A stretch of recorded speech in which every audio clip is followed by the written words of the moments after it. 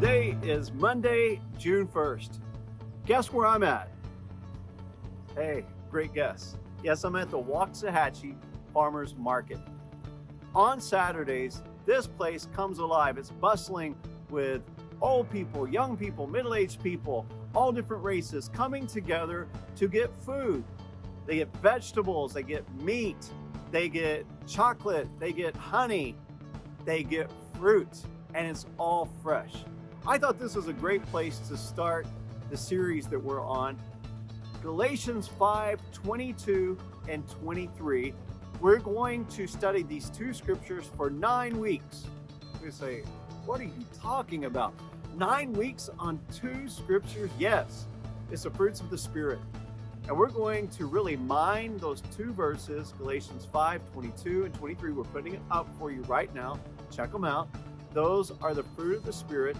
And we're going to take 1 week for each fruit, explore it, we're going to taste it, we're going to experience it, we're going to name it, and we're going to ask it to be a part of our lives and open up our lives to this fruit. You may say, well, hey, I'm mature, I'm a meat eater. You know what happened to pirates and people on ships who would not see land for a long time and didn't eat fruit? They would get scurvy, their gums would start bleeding, and terrible things would happen to them internally, and their bodies would just go through some bad things. We need fruit. You know what's interesting about fruit is God made it sweet or tangy, tasty, so that we would crave it. Instead, a lot of us want to eat sugars and saccharin, and we have a problem with sugar diabetes. Now, I'm one to talk.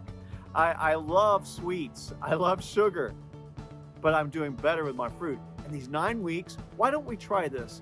Why don't we eat more fruit than we normally eat and less sugar and see what happens to our bodies? I'm going to talk about it for these 9 weeks. Really try to enjoy different kinds of fruit and fruit every day in my diet. Well, the first fruit we're going to check out, because that's how the Apostle Paul wrote it, was love. We're going to go in the order that he wrote to the Galatians. And so we look at love. Out of all the words God describes himself, he says love. God is love. John 3:16, for God so loved the world he gave his son.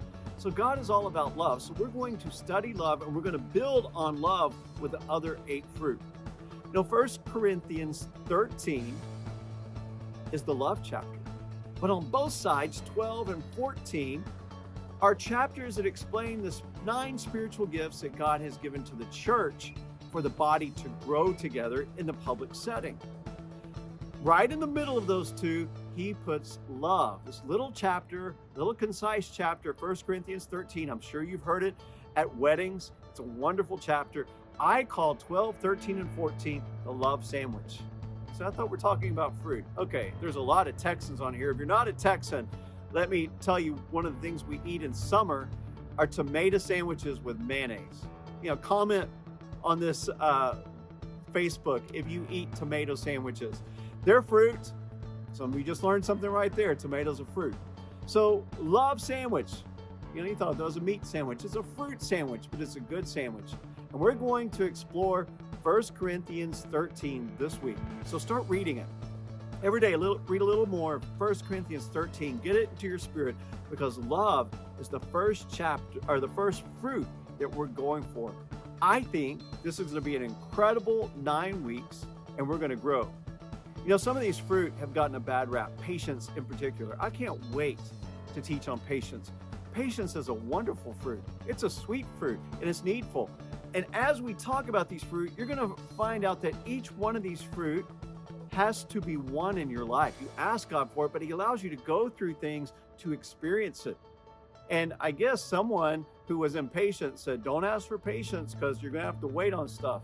But you know what? The people who don't have love, that ask for love, God taught them to love, even though they may have been unlovable or didn't know how to love. Each one of them has a flip side that we're going to look at and then see how God can turn it around. So I can't wait to take you into love this week. I can't wait for the other 8 weeks that we look at all the fruits of the Spirit and become balanced in our diet. So would you join me?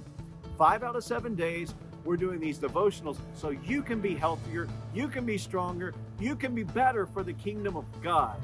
It's going to be great. Thanks for joining me. See you tomorrow.